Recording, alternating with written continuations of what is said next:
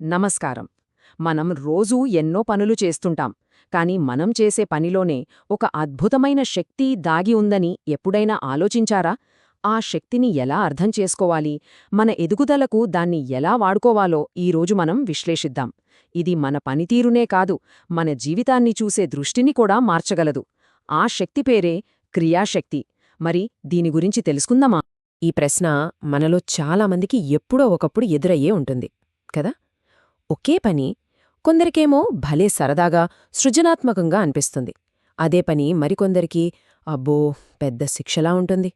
ఎందుకిలా? అసలీ తేడా ఎక్కడొస్తోంది? దీనికి మూల కారణం మనం ఆ పనిపై పెట్టే ఏకాగ్రతలోనే దాగి ఉంది. సరిగ్గా ఇక్కడే మనకొక అద్భుతమైన భావనే పరిచయమవుతుంది. అదే క్రియాశక్తి. ఈ పదాన్ని, ఈ భావనను మనకు వివరించింది ప్రముఖ రచయిత శ్రీ గురుమంచి రాజేంద్ర శర్మగారు. ఆయనేమంటారంటే, మనం చేసే క్రియలో అంటే పనిలో మనసు ఎంతలా లీనమైతే ఆ క్రియ నుంచొచ్చే ఫలితం కూడా అంత శక్తివంతంగా ఉంటుందన్నమాట. ఇది కేవలమో పదం కాదు, మన పని నాణ్యతను, మన ఆనందాన్ని కొలిచే ఒక మీటర్ లాంటిది. సరే, మరి ఈ క్రియాశక్తి ప్రయాణంలో చాలామంది ఎక్కడ మొదలుపెడతాలో చూద్దాం. ఏకాగ్రత చాలా తక్కువగా, పరధ్యానం ఎక్కువగా ఉండే ఈ తొలి దశల గురించి ఇప్పుడు కాస్త వివరంగా మాట్లాడుకుందాం. బహుశా మనలో చాలామందిమి ఈ దశల్లో మనల్ని మనం గుర్తుపట్టొచ్చు. ఇప్పుడు ఈ రెండు దశలను గమనించండి. మొదటిది శిశుదశ. ఈ స్టేజ్లో ఉన్నవాళ్లకి పని అంటే ఒక పెద్ద శిక్షలా అనిపిస్తుంది.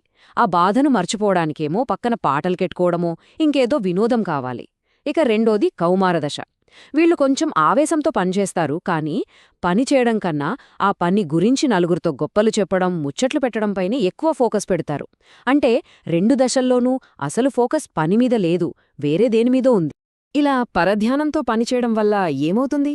ముందుగా టైం వేస్ట్, పనిలో క్వాలిటీ అస్సలుండదు.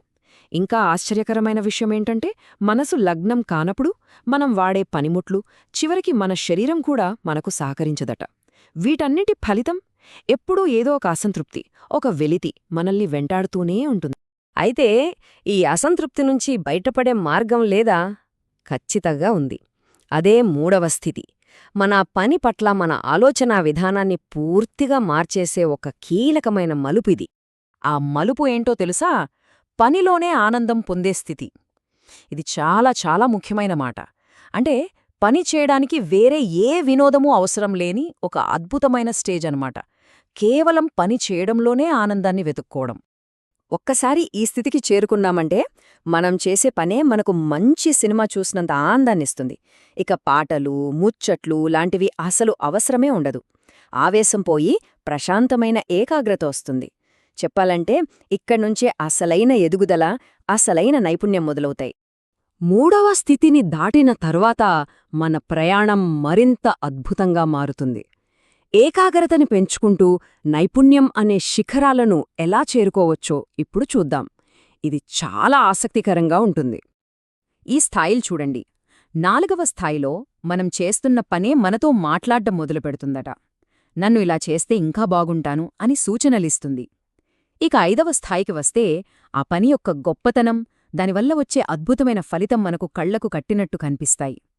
6వ స్థాయిలో అయితే ఇక పని వేరు, మనం వేరు అనే భావనే ఉండదు. రెండూ ఒకటైపోతాయి. చివరిగా 7వది అత్యున్నతమైన ఆత్మజ్ఞానస్థితి. ఈ స్థితిలో కేవలం సంకల్పం చేస్తే చాలు, పనులవే జరిగిపోతాయనంటారు. ఎంత అద్భుతంగా ఉందో కదా. మళ్ళీ ఎక్కడా శ్రీ గురుమంచి రాజేంద్ర శర్మగారు చెప్పిన విషయాన్ని గుర్తుచేసుకోవాలి. ఆయన ప్రకారం ఏకాగ్రతలో ఈ ఉన్నత స్థాయిలను చేరుకోవడమంటే గొప్ప గొప్ప మహనీయులు అనుభవించే అద్వైత స్థితికి దగ్గరవ్వడమే. అంటే పనిచేసేవాళ్లు, ఫలితం అన్నీ ఒకటే అనే అద్భుతమైన అనుభూతిని పొందడం. సరే, ఈ స్థాయిలు, ఈ అనుభూతులు అన్నీ బాగున్నాయి, కాని ప్రాక్టికల్గా చూస్తే ఈ క్రియాశక్తిని పెంచుకోవడం వల్ల మనకు కలిగే లాభాలేంటి? ఇది మనల్ని ఎలా ముందుకు నడిపిస్తుంది? చూద్దాం. ఇక్కడున్నవి చూడండి. క్రియాశక్తిని పెంచుకుంటే మొట్టమొదటగా వచ్చేది పనిలో ఆనందం. దానివల్ల అవుట్పుట్ అంటే ఫలితాలు చాలా మెరుగ్గా ఉంటాయి, క్వాలిటీ పెరుగుతుంది. అన్నింటికన్నా ముఖ్యంగా అనవసరంగా వృధా అయ్యే మన సమయం, శక్తి ఆదా అవుతాయి. మనసులో ఒక రకమైన క్లారిటీ వస్తుంది. మనం చేసే పని పట్ల మనకే ఒక గౌరవం ఏర్పడుతుంది. కాబట్టి ఈ విశ్లేషణలో మనం గ్రహించాల్సిన కీలకమైన సారాంశం ఒక్కటే: మన ఏకాగ్రత స్థాయిని మనం మార్చుకోగలిగితే మన పనితీరు మారుతుంది.